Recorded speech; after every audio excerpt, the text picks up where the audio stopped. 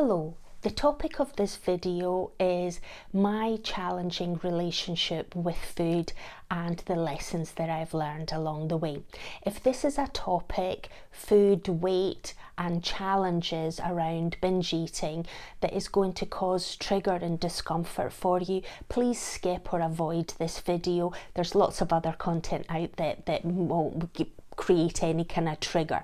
My intention by sharing my own personal struggles and challenges over my 52 years is to provide a bit of insight on the lessons that I've learned, to create a bit of support and encouragement that if you've also struggled with food and with weight over your life journey, that you're not alone and that this is a fairly common occurrence, but a lot of people find it quite challenging and difficult to actually share the experiences. So I'm hoping through my story, me being honest and vulnerable, that it creates that sense of you're not alone. And if there's experiences that you also want to share, please feel free to do so in the comments below. So for those of you that haven't come across this channel previously, I'm Tanya, I'm 52 years old, and I have gone through the past 18 months through transformation in a big way, because I have done a lot of therapy, a lot of coaching as part of my training, but also because I wanted to heal myself. And one of the triggers was that over the years, my weight has fluctuated. It's been up and down. I've been a very healthy weight, but because I didn't have self-love and self-worth for myself, I actually judged and criticized myself, and I never saw the true image of myself in the mirror. And as a result, I criticized, I judged, and I was really cruel to myself, to the point where I actually created unhealthy eating patterns through binge eating. And I'll explain a little bit more, and I'm going to sort of go through the kind of the journey in almost like a sequential age kind of sequence. Apologies. I'm just doing a one and done on this video because I'm not doing editing, so please bear with me. And so in terms of my relationship with food, I have at the age of 5, I was suppressing feelings and emotions because it wasn't safe for me to share and express those. And as a result, I used food to numb those feelings. And because I was actually brought up in Greece, and it's not just because it was Greece, but in Greece, the culture is all about showing love and affection through cooking and community and sharing, and portions and the ingredients that they're using, even though it's back in the 70s and 80s, it was healthy, nutritious ingredients that they were actually using.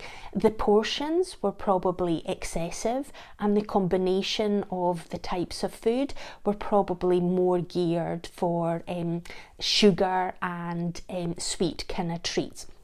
And I created this belief in my head, because it is all about the stories that we say in our own head, about being rewarded for doing things that I didn't want to do, or being rewarded for celebrating and being good, or being rewarded for being shown love and affection through food. So I had a lot of relatives that would cook big portions of bake trays, and they would give you big portions when you sort of arrived to visit them. And if you were visiting 2 or 3 relatives in a day, straight away you already had more than enough food to eat. But then you also were at home, or you were with the kind of caregivers, so then you probably ate a lot more. Now, through my kind of growing up years, from the ages of 5 to about 13, I was very active, so there was never an issue with weight as a result. So I was able to eat the food, but then because I was so active, I was burning all the excess food without an issue.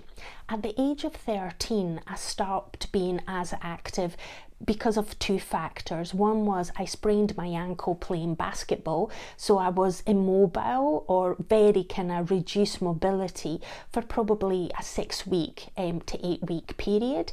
And I also had a bike accident where I tumbled over and I ended up spraining my right hand, and as a result then I wasn't able to be out and about as much. So both of those activities ended up meaning that I was at home more, and I was actually reading more and watching a bit more TV, and because of that lack of movement, the food that I was actually eating was starting to put a wee bit of extra weight on myself. And at that point I never really thought too much about it. It was what it was. And eventually, over a few years, between the ages of like 13 to about 17, that weight ended up reducing, and it was because I started becoming more active again, and I was having healthy patterns of activity versus the food that I was actually eating. But then when I went to university, because first year I lived in halls of residence and the meals were provided, so there was catering facilities. But the nutritional value of the food that we were actually given, and depending on the time that you arrived at the canteen, sometimes you got choice of food and other times you didn't, in which case I felt that I was lacking a lot of nutrients, and at the same time, because sometimes I was running late, there wasn't a lot of food available. So I ended up forming this kind of behaviour pattern around binge eating, where I would go to the supermarket, I would stock up on canned soup and rice pudding and food that was non-perishable, or biscuits, because that was cheap and it was stuff that you could actually keep in your dorm room, because I didn't have a fridge, and it was something that when I was feeling hungry then I could actually have. There was nothing of nutritional value in what I was actually feeding myself with, and it created this sense of guilt, shame, and the fact of I was disappointing myself because I wasn't sharing this behaviour pattern that I was actually doing. It started from lack of nutrition, not enough nourishment, but then I was just exacerbating it. And also, it was the emotions. I was going through a lot in that first year at university. This was me wanting to be away from home. I was wanting to study. I was wanting to have this life. But the expectation that I had built up in my head didn't quite match the reality of what I was experiencing. So all these feelings were starting to rise, and because I didn't have the coping strategies or the ability to articulate them or become fully aware of my feelings, I just did what I had been doing all along. It didn't feel safe, so I suppressed them, I ignored them, I avoided them. And in so doing, I was actually creating this emotional emptiness, and to fill that void, food did that for me. So through university, there was this kind of tendency for binge eating. And then into my kind of 20s, later on 20s, when I started studying to become a qualified accountant, I sort of was working at the same time as studying. I was using stress. That was the story that I was really in my head. Because I'm stressed and I've got a lot of stuff going on, I need to reward myself for getting through, surviving through the day, surviving through the week, so then I could actually reward myself. And because of that reward, love kind of connection that I had made growing up in Greece from the age of 5 onwards, I created this unhealthy pattern where I would go for the sweet treats, the processed foods, And that's what I was actually using to cope with. Now, even through my 20s, my weight would fluctuate a wee bit, but it wasn't excessive at that point. It was in my 30s that my weight started increasing to the point where I was feeling really uncomfortable in my body, and I was having to increase the clothes sizes that I was actually having to buy, and I just didn't feel healthy and I didn't feel like me. And that is when I went for Weight Watchers, Slimming World. I tried all these kind of eating diet plans, which on the face of it fix the problem in the kind of short term, because it gives you some tools and techniques in your eating and preparing food, and you're eating healthier. But at the same time, because I had the story in my head that I'm too stressed, I don't have enough time to cook, I was then going for convenience as well. So I was going for the ready-made meals, which Weight Watchers and Slimming World both had. And as a result, I still wasn't giving my food the right nutrients. Yes, I was in a calorie deficit, so as naturally I would reduce my weight, but I wasn't giving my body what it really needed in terms of nourishment, and I wasn't dealing with the emotional aspects either. And in my 40s, that pattern of behaviour of reward, binging, emotional suppression, short-term fixes where you could lose weight for a few months, and then you would go into this pattern of behaviour where then you would put all that weight on and even more. And then the self-criticism, the self-chatter. I ended up hating myself. I didn't trust myself to make the right decision. So even though logically I knew what I needed to do and what I should be doing, my actual behaviour and patterns didn't marry up. And this is where I had the conflict, because I wanted to have a healthy, fit body and feel energized and good about myself, but everything that I was doing was unhealthy and it wasn't serving me. And as a result, these two beliefs were actually contradicting each other and negating each other out. And because I was suppressing the emotions were way stronger, and that's why I always tended to head back into the binging. I could probably be very good for 3, 4, 5 weeks, but then I would go on and have a massive binge, and then I would be in an unhealthy kind of eating pattern for several weeks or months afterwards. So that's why the weight would fluctuate, but over the years it just increased and increased. And there has been a couple of times where I've had in excess of 5 to 6 stone extra weight, which is a third of my body weight that I didn't need, and I was putting pressure on all my organs and everything. Luckily for me, other than fatigue and low mood and inability to do stuff, I didn't have physical symptoms other than lack of sleep eventually, when it sort of like got worse into my 40s. And luckily for me, I actually wanted to do the kind of deeper digging. I wanted to figure out why, when I do these kind of short-term kind of diets and eating strategies, plans, I've got success, but I can't maintain it. Why can I not do it long term? Now, there's a lot of content on YouTube and books and in podcasts all about weight and how to create a healthier relationship with food, but they all focus predominantly on the practical, what you should be doing, how you should be meal prepping and everything. But mindset is absolutely fundamental. And this is where, in my 50s, I embarked in this whole transformation journey where I found Rapid Transformational Therapy, which is hypnosis on steroids.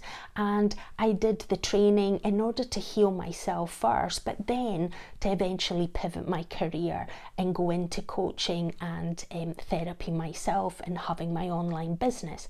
And as a result of delving into this work, I've come to really realize what were all the underpinning beliefs and stories that I was sort of like saying to myself over and over again, and it was keeping me stuck in that unhealthy relationship with food.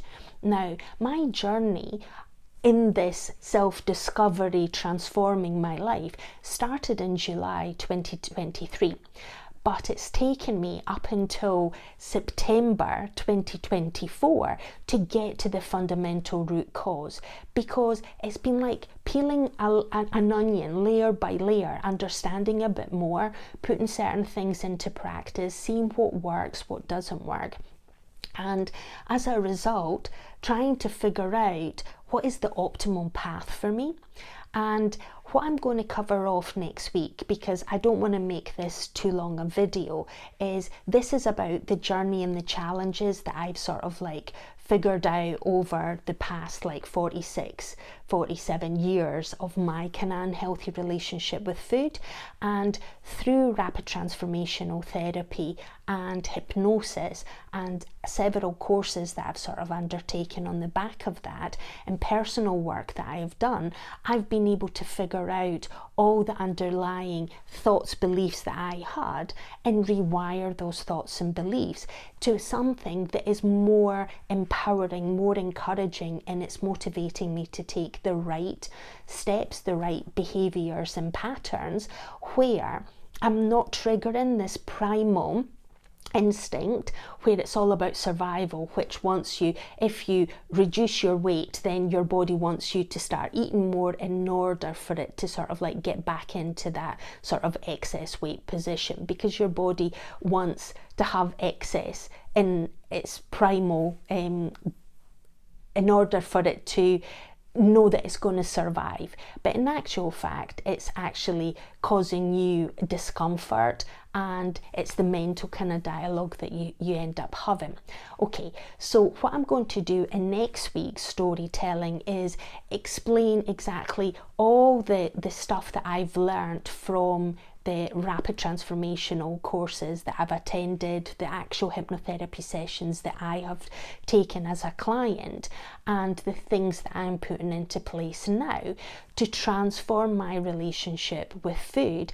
And the binging is definitely being more a reduced kind of level, and I'm aware of when I'm being triggered, and then I can actually apply the right tools and techniques to not just automatically go into that kind of, oh, old pattern of behavior, let's just delve into that. Okay, so if you experience challenges with food and weight and you want to share, please feel free to share in the comments below. If it's something that you want to share but you don't feel that you want to share with everyone on YouTube, please feel free to drop me an email. My details are in the description below as well. So I'm going to bring it to a close, and I'll speak to you next week. But until then, go out and seize the day. Have the most amazing day no matter what you're doing. And remember, there's always choices in life, so choose wisely. Bye until the next one.